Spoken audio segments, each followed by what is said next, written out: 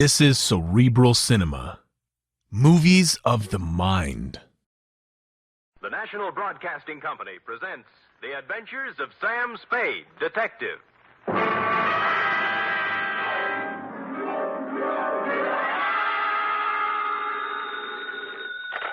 Spade Detective Agency. Hi. Sam? Who else? Did you wind it up, Sam?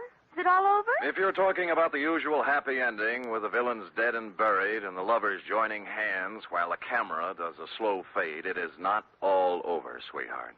What do you mean, Sam? The villains in this piece are for real, still doing business at the same old stand from one end of the country to the other. Oh, Sam, you sound so grim. Only because I have a grim tale to tell, little one. So warn all within earshot that if they seek bluebirds of happiness, sweetness, and light, and love conquers all, to try another detective. Because even now, I am on my way with something that might butt into your sleep for the next few days. To wit, my report on the Denny Shane caper.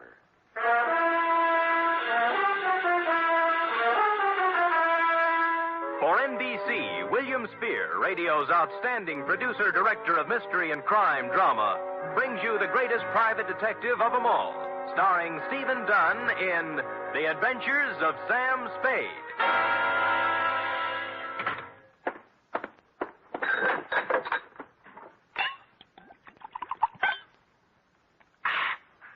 Effie! Sam? Yeah. Oh, I'm sorry, Sam. I didn't hear you come in. Ooh. Oh, tired, Sam? Yeah. You look pale. I guess maybe I'm a little sick, too. Now, Sam, I warned you about heavy lunches when you're on a case. Not that kind of sick, Angel. This kind starts at your shoe tops, runs up your backbone, and kicks around in your head till you're... Where's the book? Right here, Sam. Okay. The date, fill it in. 2? To John Q. Public. From Samuel Spade, license number 137596. Subject, the Denny Shane caper. Dear John Q. She was sprawled in the corner chair when I got back from lunch. A kid of 16 or so, complete with bobby socks, hair ribbons, and shoulder bag. The kind you see every afternoon in the drugstore near the high school, making jive talk over a soda. But she looked up as I walked in, and the eyes didn't look like jive talk at all. There was trouble in them. You're Mr. Spade? Yep. The detective? Well, according to some people. Fine. I need a detective. You're sure now? Mm-hmm. Positive. What would you be doing with a detective? Your ad in the classified section said you find people. Well, sometimes. They're not too badly lost, that is. Who do you want to find? Did you ever hear of Denny Shane? You don't really want to find Denny Shane, do you? Why not? Well, most people want to lose him. Then you do know him. I'm glad. Here's $20. Now, wait a minute. Hold it, honey. Don't get anxious. What's the matter? Don't you want to be paid for this? Not if I don't do it. What do you mean? Let's talk about you. What's your name? Mary Johnson. Does it make any difference? Mm-hmm. Mary Johnson. Where do you live, Mary? Well, I've never been in San Francisco before. I just got in yesterday. Staying with a friend out in the marina. My home's in Denver. Denver, Colorado. 2028 14th Street. Okay.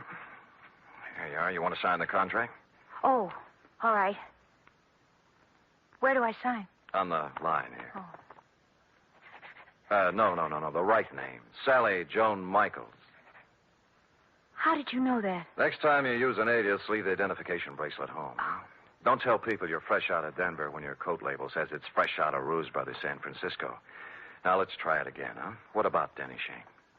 Well, I want to find him, that's all. Well, that's a lot. Why? I'd rather not say. Well, in that case, Sally, I recommend another detective. You'll find there's an ad in the classified section just below mine. You mean you won't do it? Sally, if I may get pontifical for just a moment, Denny Shane is not the kind of character I would pick out for a kid like you. He has a reputation for booking horses, which is illegal, and welching his bets, which is worse. He is associated at one time or another with almost everyone in the files of the Kefauver Committee. And as for the girls he runs around Stop with... it, will you? Oh, so that's it. No, that isn't it. I've never seen Denny Shane in my life. If we do find him, you'll have to point him out to me. Really? He's been good to me. You see, all my life he's been good to me. Mm-hmm. And you've never seen him? No. Denny Shane is my brother, Mr. Spade. My mother died when I was born. I was adopted, but Denny went to an orphanage, and I guess he sort of ran wild after he got out. Yeah. What do you mean he's been good to you? Sent me money on birthdays and Christmases, sometimes in between. He always said if I needed help to tell him, but I never knew where to find him. We need help right now, Mr. Spade. My stepmother has to have an operation, and I know Denny will give me the money if I can find him. Why did you tell me all those black lies? I was afraid you'd call my folks. They'd be horrified if they found out. Oh. This is the truth now. Girl Scouts honor. Yes, Mr. Spade. Okay, you run home and study your algebra, and I'll look up Shane in court. No, I've got to talk to Denny myself. You're sure you want to come along? Oh, yes. Okay, but I'm going to have to leave you outside while I talk to his friends. Let's go.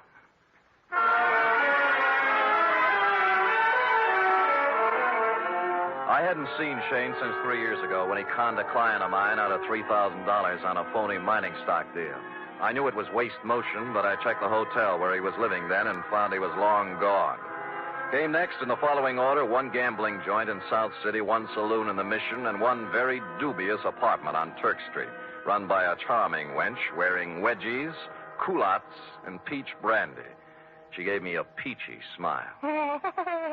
Oh, Denny Shane? Don't step on your laughs. You seen him lately? Funny you asking about Denny. I saw him yesterday. First time in 2 years coming out of Augie Dano's. Oh, who's Augie Dano? Runs his gym exercise studio, reducing setup on Sutter Street. You know, work a little, lose the middle. Get it? Yeah, I got it. But anyway, thanks.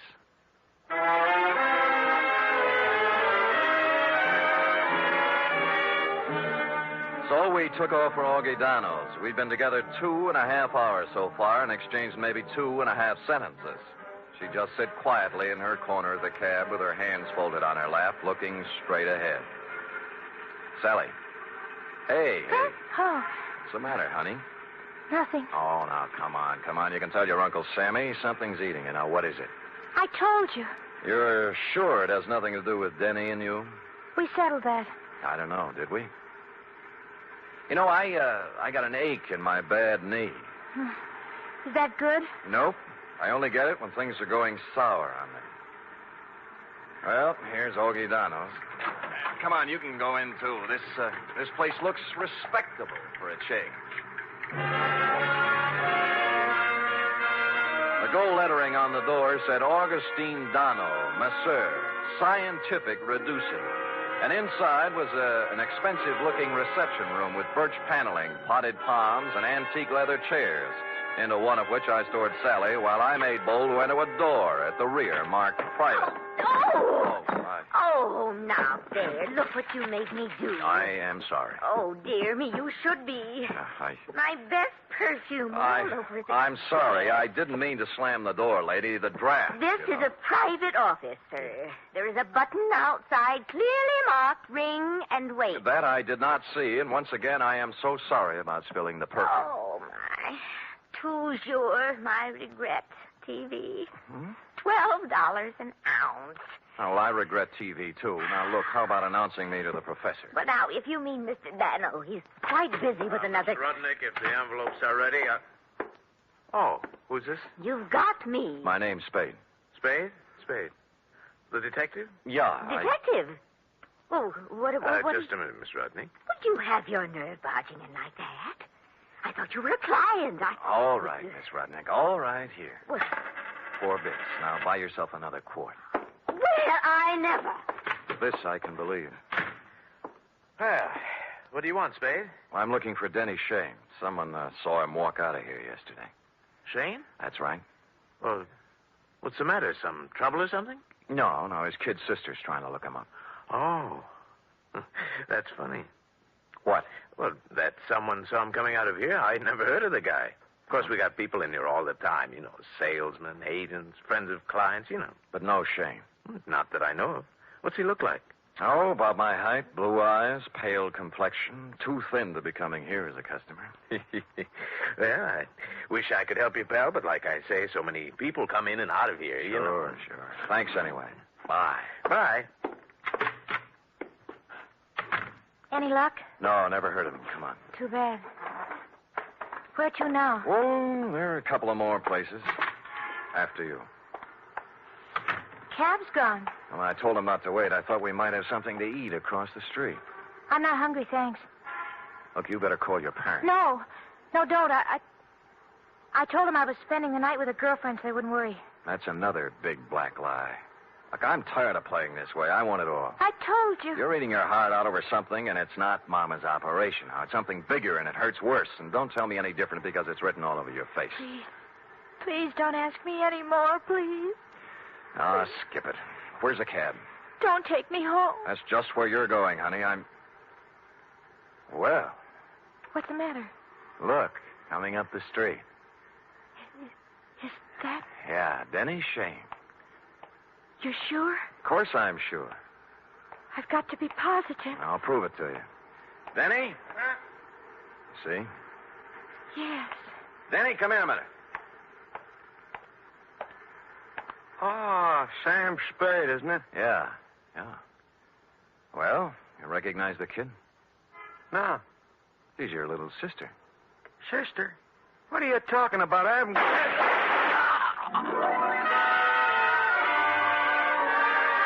It all happened in less than a second. So hard, so fast, so horrible, it froze me in my tracks. The shoulder bag flew open, there was an automatic in her hand, and then Denny Shane was dead on the pavement, and she was turning toward me, her face a sick gray color, handing me the gun, handle first. There. It's done now. You can take me to the police.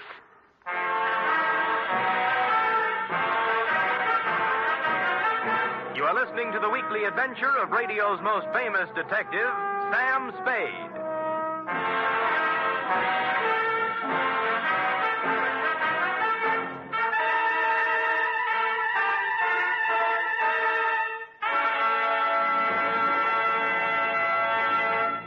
Three chimes mean good times on NBC. Whether it's comedy, music, or drama you're after, you'll find it on The Big Show this Sunday. The dynamic Tallulah is your hostess, and her guests include Fred Allen, Jimmy Durante, Vivian Blaine, Jane Morgan, and Rudy Valley. You're invited every Sunday to The Big Show. And this Sunday also brings you a one-hour adaptation of F. Scott Fitzgerald's exciting novel, This Side of Paradise, presented by Theater Guild on the Air and starring Richard Widmark and Nina Foch.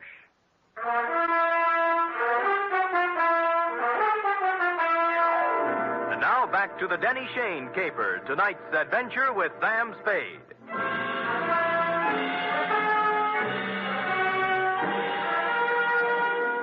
I won't try to give you the play-by-play for the hour following the shots on Sutter Street because I was in no shape to remember things in sequence. In less than a minute, we were in the center of a milling crowd. Cars jammed up. Horns began to blow. Then the morgue wagon and a squad of homicide dicks and flashbulbs going off like firecrackers. And Sally standing them all off with a frozen gray expression on her face that never changed. While I stood at her elbow, me, Sam Spade, who'd seen Lord knows how many murders, with rubber in my knees and a feeling in my stomach like I was going to be sick. Finally, the squad car picked us up and headed for Dundee's office. Mr. Spade, Yeah? I've been waiting for you to ask me why I did it. I thought I'd leave that for the professionals. It won't do any good to ask me, Mr. Spade. Please tell him that, will you? It'll save all of us a lot of trouble. Everything I told you was a lie. I had to make a take to me to in some way because I didn't know what he looked like. I hope you know what kind of a stew you jumped into, Sally, because from here on it's going to be pretty tough. I don't care what they do to me. I've had nothing to live for a long time now. What do you mean? Sounds stupid, doesn't it? 16 years old and nothing to live for. Ah, Sally. Tell them not to ask me any questions. Tell them I'm guilty. Sentence me or do whatever they do. I'll never tell them why. I'll never tell them why.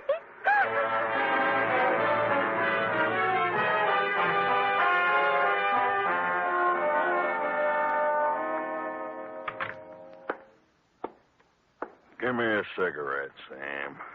Yeah. Why did I have to grow up to be a homicide, Dick? No dice, Lieutenant? No dice. It's her old man's gun. Hooked it out of his drawer this morning before she left for school. I still think she's mixed up with Shane somewhere. Dundee, believe me, that's one thing I can guarantee. She didn't know Shane from Hopalong Cassidy.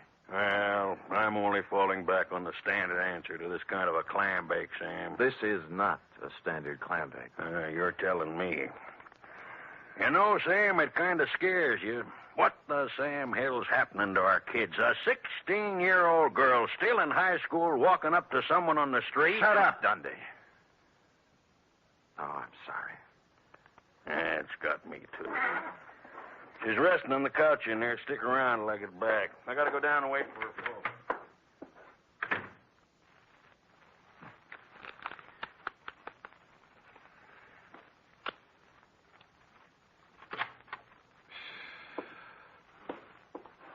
Oh, excuse me. I saw the lieutenant go out, and Come on in, sit down. I'm a friend of Sally's. Do you think I could talk to her for a minute? Well, I don't think she feels like talking. Look, I got to, mister. I got to talk to her. What's your name? Eddie Tucker. I go to school with Sally. I've been waiting for 3 hours outside for a chance to talk to her. Can't I, please? What's it about? It's kind of personal. Okay, through the door there. Oh, thanks. And leave it open. Yes, sir. The minute he went in, I slid along the wall into a corner between the door jamb and a file case. And through the doorway, I could see them both in a mirror on the far wall of the inner office. Sally, What are you doing here? I had to see you, Sally. I heard about it, and I had to see you, that's all. You're wasting your time, Eddie. It's all over and you know it. You shouldn't have done it, Sally. You know what I promised you. I know what you promised me all the other times, too. This was for keeps, honest. So are the other times. All right, look. Look at this, see? Out the window. Watch. Now do you believe me? Eddie, it's not your fault anymore. I don't blame you, honest. All those promises... I'll keep this one, Sally. Honest, I will. No. You're a zombie, Eddie. You know what a zombie is? Someone who moves and walks around, but who's dead inside. Go away. Now. Go away. He got up slowly and walked past me out the door, rosy-cheeked, 17, with a tired, old man look in his eyes. A few minutes later, the matron came by, and I left her with Sally. The window in Dundee's office opened onto a second-floor roof below, and directly beneath it, I picked up what Eddie had tossed out. A set of car keys in a leather case, plus a third one that looked like it belonged to a school locker with the number 339 on it. And written in ink on the leather inside, like a memo, was Denny Shane, 778 Turk Street, apartment 4.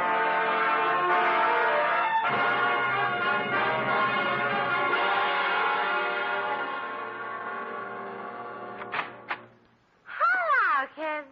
Oh, well, it's you again. Yeah. Well, hold it, Jack. Aren't you going to wait for an invitation? You done me wrong this morning, honey. About Denny? Yeah. Said you hadn't seen him in 2 years. I told you about Augie Dano, didn't I? Anyone told you about Denny Shane? No great loss. Pax for biscuit. Oh, would you like a drink? Thank you, no. Now, what about... I had it coming to him sooner or later. Never made an honest buck in his life. How did he have it coming to him? Like he got it, like they all get it. What was his racket? Numbers. You know how it works? You buy a number Yeah. How do you know all this? Curiosity, intellectual curiosity. I want to know things. All the time I want to know things. Follow? So one day, when Denny leaves his suit to be cleaned and I find a book in his pocket, I ask the questions in What book? His numbers book, stupid. What's that? Oh, you know, with the names and numbers of all his customers. You wouldn't know where it is, would you? Oh, perhaps. Oh, yes. How does $5 look? Bourbon is awful high. Yeah, you probably drink it straight. 10. Better. Come on. I think it's in his top drawer. Let me see now. Pies. There you are. That little black book. See? All the names, all the numbers. All the names, all the numbers, and one other feature. It was divided into sections, labeled Galileo, Balboa, Lowell, George Washington, and a couple of more fellows who passed on long before the numbers racket was invented. Under each was a list of names. Eddie Tucker's was on the page headed Thomas Jefferson, and after it was number 339-7th Street. At this point, several bells rang. The odd key in Eddie's case didn't belong to a locker. It went with a box in the main post office on 7th Street. Hey, now look, fella. It's 11 o'clock Yeah, at my night. name's Spade, clerk. Look. See? The license. I don't care about the license. The rules and regulations of the United States Postal Service. I know, through rain and sleet and snow and hail. But there's been a murder, you see. Murder? Yeah. Oh, well, in that case, I suppose we Great. Where's the mail for the boxes? on the table over there, but it isn't distributed. If you'll wait a shake. I'll wait a shake. It took more than a shake, but we got to it just before midnight. A scented envelope it was, addressed simply to Eddie Tucker, box 339. And in it was the answer to everything. The tired old man eyes on the kid Eddie, the zombie. And Sally, who figured her life was over at 16 because Eddie was through.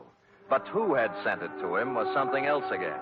Just a plain white envelope, the kind you get for a nickel a pack in the dime store. I looked at it a little closer, wondering what manner of stationer would deem it fitting to sprinkle perfume on the kind of envelope most people mail their bills in. And finally, a possible explanation took shape in my mind. You don't have to hit Spade on the head with a baseball bat. Any large-sized mallet will do. Not just a minute, Spade. I deserve an explanation. You'll get it, Augie. I'm in bed asleep. What do you get off buzzing my bell this time of night? Patience. But look. You're alone? Yeah. Good. Well, what are you taking your coat off for? Just relax, Augie. Yeah, there's the coat. Tie. And now the shoulder holster. Shoulder holster? There we are. Wait a minute now. What is all this? Well, you know the old saw, Augie. Work a little, lose the middle. What I need is exercise. Great. All right, you come around to the studio sometime. Hey, what's the matter with you? Are you crazy? Yeah, get up. I want to try it with the right hand. Look, Spade, They got ground rules over at headquarters now, Augie. No white lights, no rubber hoses, but they don't apply to private dicks. Get up! Listen, if you're looking for trouble, The right's even better. Okay, up you go now. Come on! Up against the wall. Now.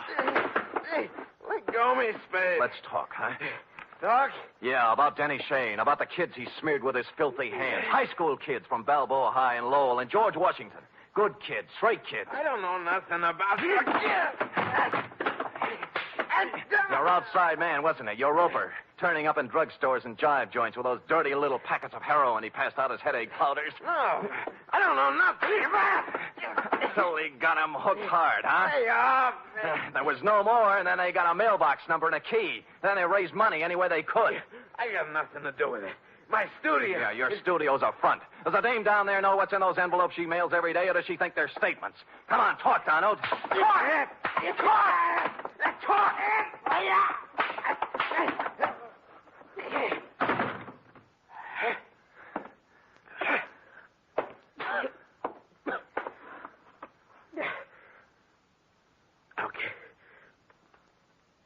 Okay, I'll talk. Which he did, a full hour's worth in Dundee's office, and a harrowing tale it was. I felt like printing up 1 million copies and mailing it out to every father and mother in the country. They'd taken him downstairs when I happened to glance out of Dundee's window. Down on the second floor roof, a point of light was moving back and forth slowly from one end to the other.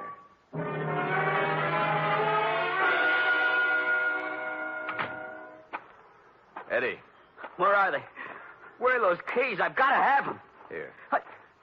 Oh, thanks. My car. I couldn't get home in my car, you see. You don't need to kid key. me, Eddie. I know all about it. Oh.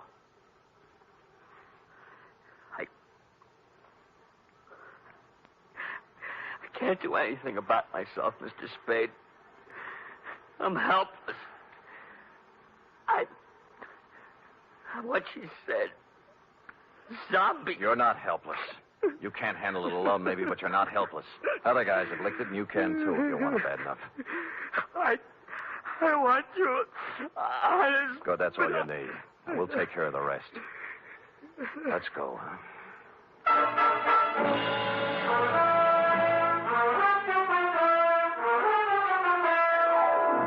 Like I said, this one doesn't have bluebirds at the end. Not yet, anyway. The bald fact is that Sally Joan Michaels is facing the juvenile version of a murder rap. However, the best criminal lawyer in town has volunteered to defend her, and the state will be represented by the most half-hearted prosecution that ever set foot in the courtroom. Eddie Tucker is entering a sanitarium tomorrow, making him luckier than some of the other kids in that little black book. What about yours, John Q?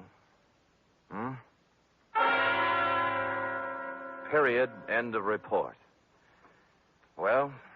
Oh, I don't know what to say, Sam. I feel so awful. I guess I better not make any comments at all. Me too, sweetheart.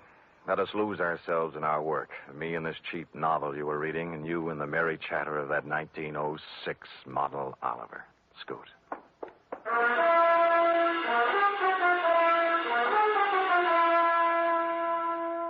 3 chimes mean good times on NBC. This Sunday, there's fun for you with 2 delightful families, the Blandings and the Harrises. Mr. and Mrs. Blanding stars Cary Grant and Betsy Drake as the troubled but proud owners of the famous Dream House. And the Phil Harris Alice Faye Show brings you Phil and Alice, plus Brother William, darling child Julius, and the ever-present Frankie Remley.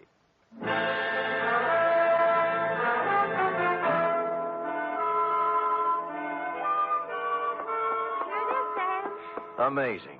Oh, not really, Sam. There's nothing amazing. Don't sell yourself short now. I'm just a plain garden variety secretary, Sam. Look at that. Immaculate.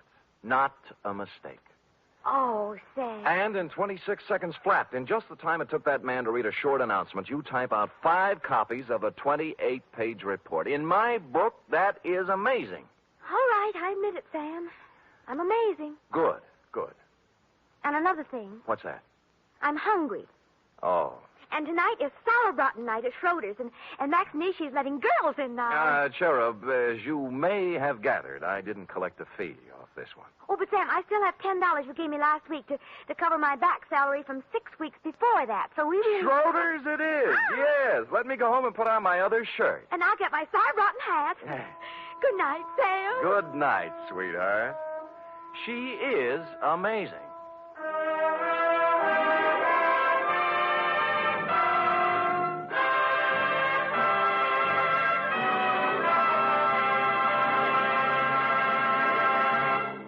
The Adventures of Sam Spade are produced, edited, and directed by William Spear. Sam Spade is played by Stephen Dunn. Lurene Tuttle is Effie. Also in the cast were Kathy Lewis, Paul Frees, Kathleen Freeman, Lou Merrill, Bill Tracy, and Jerry Hausner. Script for tonight's adventure by Harold Swanton. Musical scoring by Lud Gluskin, conducted by Robert Armbruster.